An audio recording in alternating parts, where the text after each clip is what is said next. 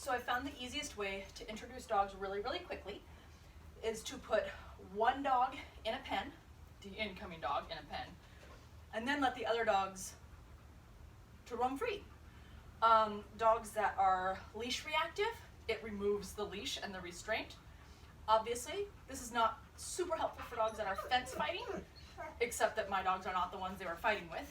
And frequently when they can see through like this, it negates the need for fence fighting. Not, of course, if your dog has been fighting at a chain link fence, but in most cases, they're able to see each other's communication and body language as they come in. They can catch each other's scent right away. The established dogs can't come in and surround the new dog and accidentally mob and scare him, so I don't have to worry about that. And they can't get overexcited. You know, if they do decide, oh my God, somebody's gonna fight while we come in, they're separated, so it's much safer. On a dog where I'm really like, we might have a lot of aggression happening here, I very likely will leave a leash on them so that I can grab it if needed. Instead, I have my handy dandy squirt bottle. It's on stream. When I let my dogs in, if anybody barks, they're gonna get squirted once or twice. I'm not looking to like make them be like, oh God, it's awful. I'm just looking to snap them out of it really quick. If anybody tries to jump up on the fence, same thing. The dogs that are already here know better because they're either mine or they've already been in this situation and had to learn we don't jump up on the fence. The fence, however, is attached to this crate as well, so that even if they do jump up on the fence, they would have to like try and jump against it to knock it over. So, hi Shadow. This is Shadow from the Golden Gate Lab Rescue. Hi. And I'm gonna let the other dogs in.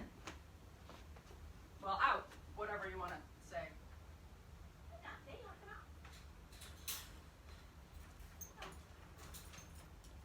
And I'm gonna follow. Dante noticed him and stopped trotting over. You can see from Shadow, we've got licks going on both sides. Shadow's got this nice waggy tail. His ears are back saying, I'm not trying to challenge you.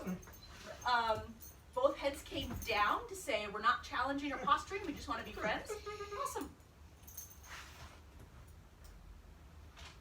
Okay, Doodlebug. Hi, big guy. Doc definitely has more of a posturing because it's his house.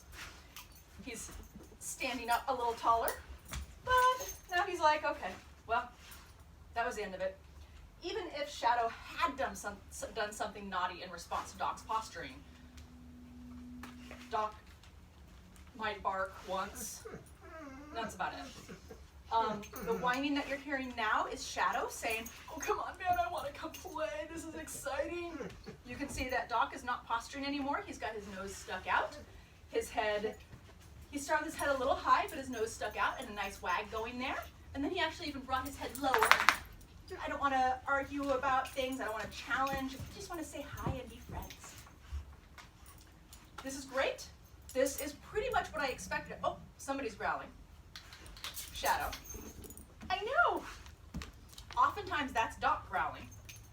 And heck, maybe it wasn't. I misheard it.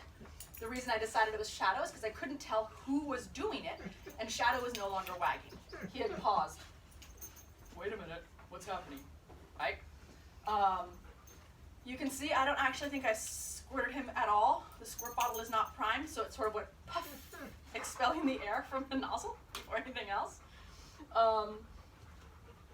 But it was enough to distract, and that's really all I'm looking for. Just that sound was enough for them to go, whoa, and chill out. Doc has decided to remove himself from the situation, so he's up in his special chair, which is a great idea for him if he's tired or stressed or doesn't want to deal, or the other dog isn't being nice, or he feels cranky, whatever it could be. This is awesome. This is what I expected from Shadow, from what I had heard about him. I've also seen several videos, and then when we picked him up, okay, so Shadow and Dante went to sniff, and Dante burped, and that's when you saw Shadow go, that's hilarious. Anyway, and Dante, you're so helpful. And then my trainee Jay has walked Shadow several times. So we went for a short walk, and I just watched because my back was sore by then. And we saw a dog and we saw a squirrel, and so I had a pretty good idea of what I was likely to see here. And then I figured whatever you see on leash, you can downplay it by several times off leash, because usually in leash reactivity, the leash is the problem. And I know he's played off leash with other dogs. So you guys are being very good. Now we're just going to settle in for several hours. I'm not going to let him out. I'm going to give them, oh, nope. So that time the growl definitely came from Shadow, which also tells me that first growl came from Doc, because this growl was nothing like it. But the reason I acted definitely there is that if he had growled but his little ears were back, I would have been like, oh, he's like trying to bait into play here. But he shifted his ears forward and started to hyper-focus on Dante. So still very likely he was trying to play. The difference between forward hyper-focused ears and I want to play ears is when they hyper-focus, the ears shift forward and you get wrinkles in the forehead here. When they want to play, they pull their ears back sideways and then up high, so you still get wrinkles here, but it's a sideways ear as opposed to a forward ear. So his ear had gone forward. He's under a year and a half old, so honestly that forward ear is still within the realm of he hasn't learned not to hyper-focus yet. Most people don't know how to teach their dogs that. So am I concerned about that growl? Not even a little bit, not even remotely. I always leave them in their X-pens for several hours. In fact, usually the likelihood that I will even send them out to go to the bathroom for the last time of the night without putting other dogs away first is slim to none. Because at the end of the night, I don't want to deal with it. But several hours gives them so much time to check each other out and say whatever they're going to say and work out any fluid hierarchy issues. Dogs don't have a rigid hierarchy. It's like people. It's a very fluid hierarchy. They've had a chance to work that out. They've had a chance to completely calm down. And the fact there's other dogs around has become boring.